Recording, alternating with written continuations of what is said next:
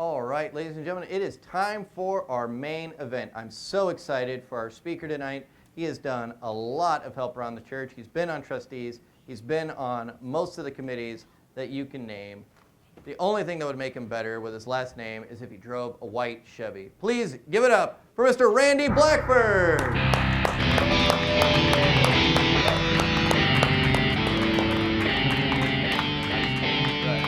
You're built like one.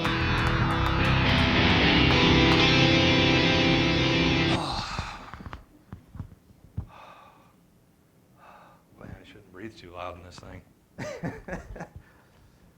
All right, Randy. Well, thank you so much we've had you on the show before to speak, to testify, to be as a guest. I'm so excited that you came back to talk to us, especially during this series, because we're talking about the 7 deadly sins. So I obviously didn't bring you up here to talk about that nice extension that you put on your garage. Yes, you have to have toys, and you have to have room for your toys, so sorry. Yeah. That was a gluttonous extension, I'm sure, but what can I say? It's a nice looking garage. Yes, it is.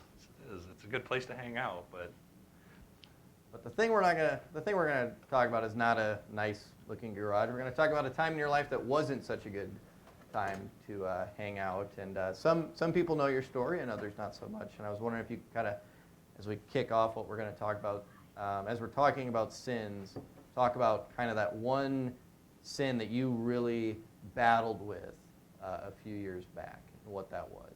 that would be being an alcoholic. I've been a little over 7 years sober now. Thanks. I would say that's probably, I don't know. You think of all the things that you've done in your life, the wrongs that you've done, the things that you've done to people, there's so many things you've done that you just don't even remember some of the things that you've done. But addiction is something, alcoholism is something that you and your family and your close friends you never forget. That's there's a lot of, what do you want to say, people like to tell you to not dwell on the past, not think about the past, because it is in the past, and it's a great part of Lion King. Remember, it's in the past, and but that's part of me that'll never go away. So it's something that I don't dwell on, but it's also something that I remind myself of the bad times. So it makes these days much sweeter. So when you were in the middle of that 7 years ago, and you're battling addiction, you're battling alcoholism, how was that something that impacted you and really kind of threw your life off course? Oh Lord, my health was terrible. I'm paying for it now. But the worst part of it was when you're an addict and you don't realize it, you don't realize the pain that you're causing the people around you. And I was losing my family, not once, but I'd gone through this about 3 times. So I don't really know how to extrapolate on that. I mean, that's pretty severe there. I mean, the fact that my eye-opening moment was when I sat down and realized that this was it for me. I was going to lose my wife, my kids, but in the meantime, nobody here knew that. Everybody here knew me as, there's Randy. I was here every Sunday. I was here 3-4 days a week working up here. Anytime the office called something, I was there, but I wasn't there for my family. So what do you think that says, when you look at addiction? I know this isn't something I prepped you for, but, when you think about the fact that out in public, you were a stand-up citizen, you were a stand-up member of the church, and nobody would have, I'm sure it was a surprise for people when they learned your past. I mean, do you think that you're the exception to rule, or do you imagine that there's others that go through the same? Functional drunks are everywhere, trust me. I mean, and it's not just alcoholics. I mean, it's any type of addiction. There's functional people everywhere. You can do a good job of hiding it. I never really thought I needed to hide it. I wasn't the guy that left work and had to have something in the car on my way home or anything like that, and so, but yeah, that's everywhere. That would be my uneducated opinion on that one. So you mentioned, it sounds like kind of the low point, the turning point was when you kind of face a realization that you might lose your wife and kids, and Right. you might lose the things that matter the most to you. You're obviously sitting here 7 years later as a sober man, so what did you do to beat it? How did you come out of that dark time in your life? I didn't go the traditional route that most people, I'd say, would go, where they went to Alcoholics Anonymous or a lot of, at the time, I went to see a counselor, and also Carla and I were sitting down speaking with Pastor Steve. And I've never been, most people that know me well enough know that either I am or I'm not. There's no in between for me. Either I was going to kick it or I wasn't. I would beat my demons or I wouldn't. So there was no, when they told me I needed to go to AA, I'm like, no, I'm not going to go hang around with a bunch of people that are chain smoking and drinking coffee all night and complaining about themselves. Either I was done or I wasn't. And I know you don't make deals with God. And I didn't make a deal with him per se. I just asked him, and it was a request, not a deal. Give me my family back, and I'll never ever touch alcohol again. I'll be that man that my family needs me to be. I'll be that husband that she married years ago. I'll be that dad that my kids used to love. Just let me have my family. That's all I asked him. You know, there was no deal. You know, maybe it sounds like it was, but to me it wasn't. It was a request. And by grace of God, forgiveness of my wife and kids, and 7 years later, here I sit. You know, and life couldn't be better, other than I'm just older, fatter, and sore. So I didn't ask him to help me lose weight or anything. I should have thrown that in there. Maybe I would have got that as one of my three, my three God wishes. I don't think it works that way, but no, and that was it. I mean, it was like I said, for some people, addiction is something that they'll fight their entire life. For me, it has not been a problem, because I look at where I'm at now. I look at my wife and my kids, and it's not something that even draws me back to it. It's not something I even desire for. So in that it was an overnight for me. I was done. I think I had 2 cans of beer left in the mini fridge downstairs. I dumped them, and that was it. I was done. You know, I had been drinking since high school. You know, and it got worse in the Navy, but that was it. I was done, and I knew if I couldn't stop on my own, I wasn't ever going to. So, but it worked out. I'm sure there's, if anybody here was battling addiction, I'm sure there's a lot of people that battling addiction probably kind of envy that you were able to kind of take that step. As someone on the other side of it now, has your attitudes changed towards what addiction is, or how do you look at people going through it? I guess the big thing is what you don't realize is most people fail because they try to quit for themselves. They realize they're in a situation where their health is failing. That was initially the first time I tried to quit. Was the doctor told me, you don't quit, you're going to die. And I was like, oh. So I quit for a couple of years, or maybe a year. But when you realize the harm that addiction causes everybody else around you, not just your family members, but your friends, your job. So when you realize you need to quit for someone else, that's the key. That's about all I could really, I had a friend here that went through the same thing, and he called me a couple of times, and I kept telling him, quit boo-hooing it, quit trying to do it for yourself, do it for those around you.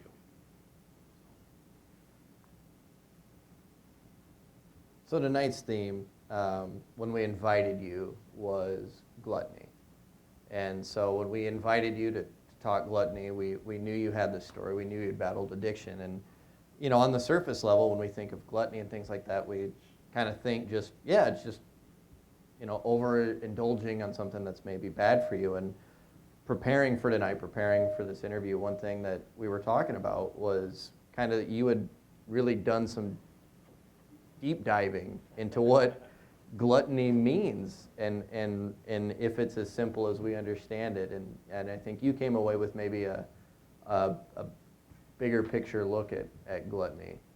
One of the benefits to a night shift is a decent amount of time on your hands to surf the web. And thanks to Sam for keeping my computer running, so I don't have to use my phone all night, you know. And but when Matt asked me to speak about my addiction, and then I was like, what? Just because I'm overweight and I drank a lot of beer? I was like, well, that's gluttonous. But how do you when you actually look up gluttony online and realize it encompasses more. What we all think of gluttony is food and consumption, and that's the general description of it.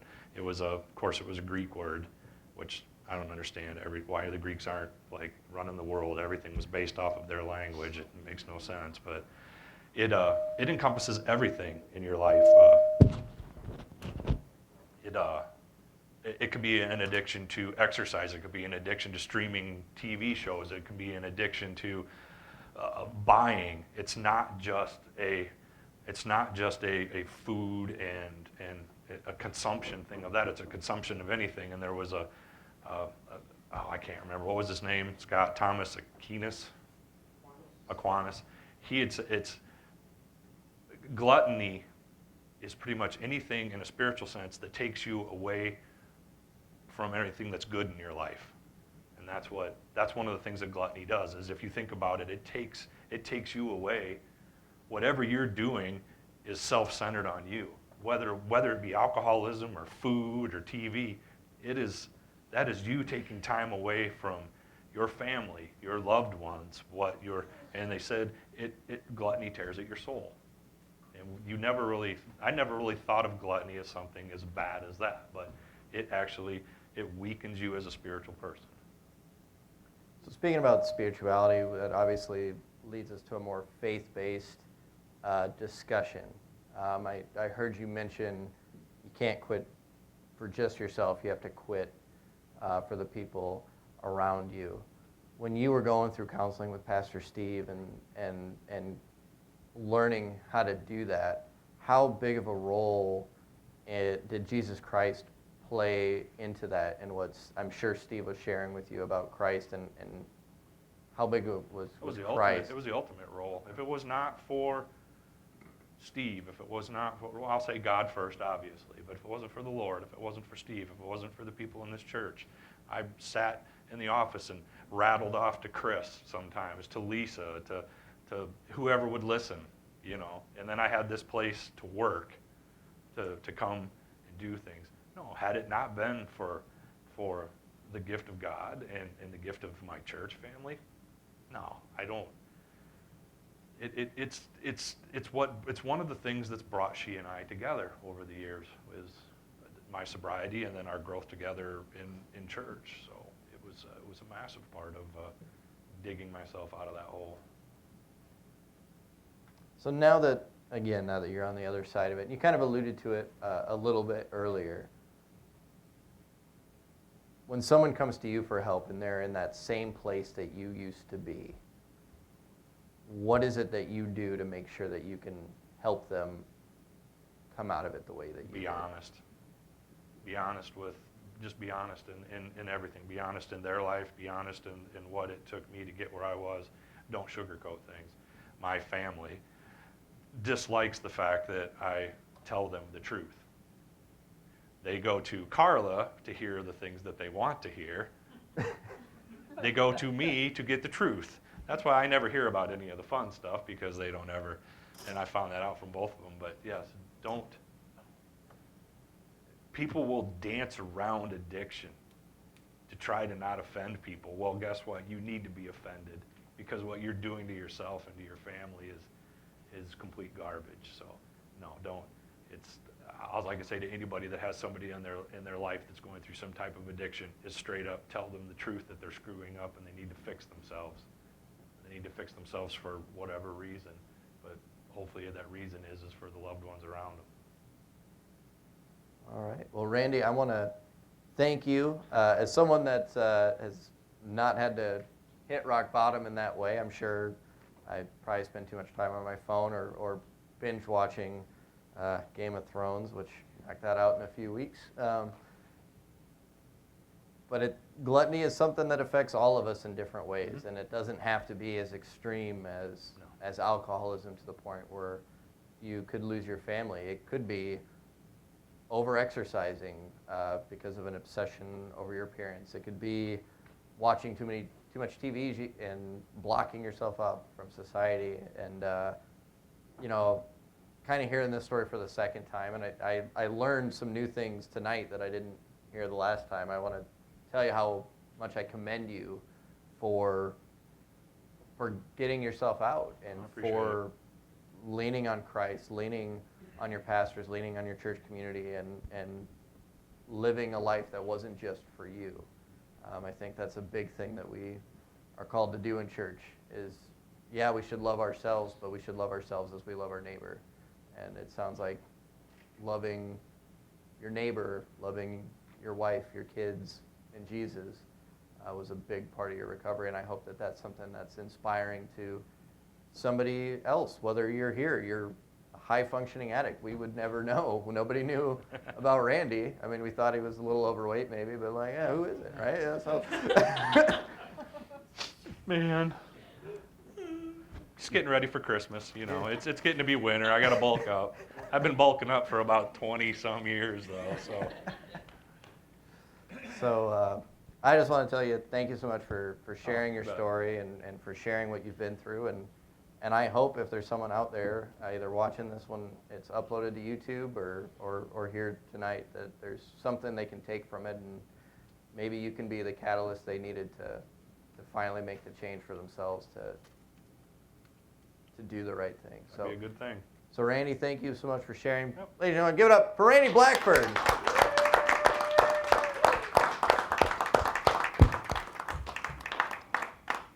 All right. It's a rarity here at Fusion, but we actually have time for a reflection song. So we are going to go ahead and COVID is going to play a reflection song, and I invite you to take this time to think about what Randy has shared and how that might resonate in your own personal life.